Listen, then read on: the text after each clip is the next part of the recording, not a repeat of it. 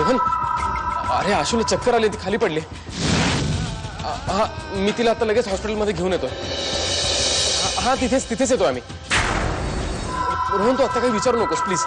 हा, मी ठेवतो रे फोन. अच्छा.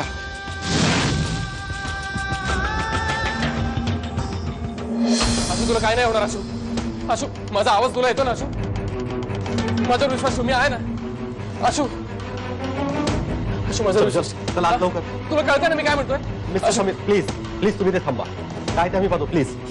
कुणीही कितीही त्रागा केला, कितीही वेडावाकडे बोललं, तरी हे घर सोडून जाण्याचा तू विचारही करणार नाहीस. ते बाळ माझं आहे आणि माझंच राहील. माझ्या प्रत्येक गोष्टीवर त्या बाळाचा हक्क आहे. आणि सगळ्यात महत्वाचं म्हणजे माझ्या प्रेमावर सुद्धा. शुभंकर,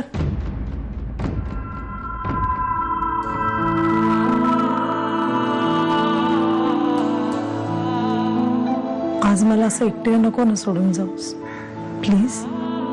आशू सध्या ज्या शारीरिक आणि मानसिक ताणतणावांमधून जाते त्यामुळे ती कॉम्प्लिकेशन्स वाढण्याची शक्यता आहे, ज्यामुळे काही प्रमाणात बाळाच्या आणि आशूच्याही जीवाला धोका आहे. डॉक्टर, असं काय बोलताय? मिस्टर समीर, तुम्हाला हे सगळं सांगणं हे माझं कर्तव्य आहे आणि तुम्ही धीर सोडायची काहीच गरज नाही. आम्ही आमच्या बाजूने पूर्ण प्रयत्न करतोय. डॉक्टर, प्लीज प्लीज माझ्या आशूला वाचवा, काही करून वाचवा. मी तिच्याशिवाय नाही जगू शकत डॉक्टर. देव सुद्धा असा आहे ना, एक क्षण सुख लाभू देत नाहीये तिला. मी कोणी समजूनही घेत नाहीये तिला. मानसिक ताणाला तर काही मर्यादाच नाहीये. शेवटच्या क्षणापर्यंत आहेत त्या. हॅलो दादा, आशूची डिलिव्हरी कुठल्याही क्षणी होऊ शकते आणि ही डिलिव्हरी प्रीमॅच्युअर असल्यामुळे कॉम्प्लिकेशन्स होण्याचीही शक्यता आहे. बाळाचे वडील म्हणून तुला काही पेपर्स साईन करावे लागतील. तू ताबडतोब इकडे निघून ये.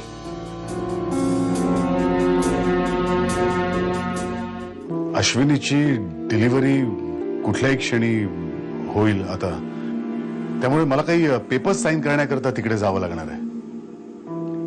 पेपर्स घरी मागवून घे ना. ऑफिसचे पेपर्स मागवतोसच ना घरी तू.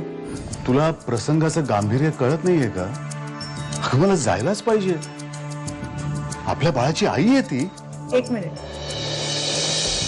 आपल्या नाही, तुझ्या. एका बाजूला पोरीसाठी काळीच तुटतं, पण दुसऱ्या बाजूला सगळं आठवलं की तोंडही बघू नये तिचं असं वाटतं. तूच मार्ग दाखव रे परमेश्वर. सांगणं सोपं आहे, पण ज्याच्यावर प्रसंग येतो ना त्यालाच कळतं. प्रधानांच्या मुलासकट आशूचा स्वीकार कर असं आम्ही तरी कोणत्या तोंडाने सांगायचं समीरला?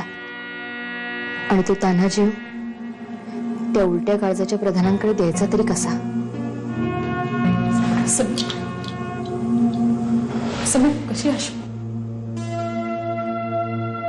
अजून शुद्धीवर नाही आली आहे.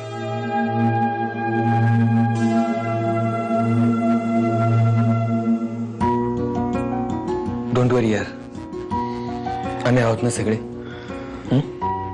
काळजी नको करू.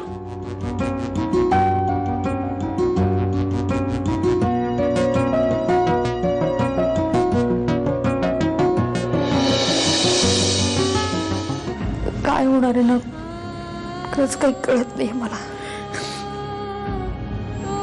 बरंच आहे ना बघायला. तू काय शांत बसणार आहे का?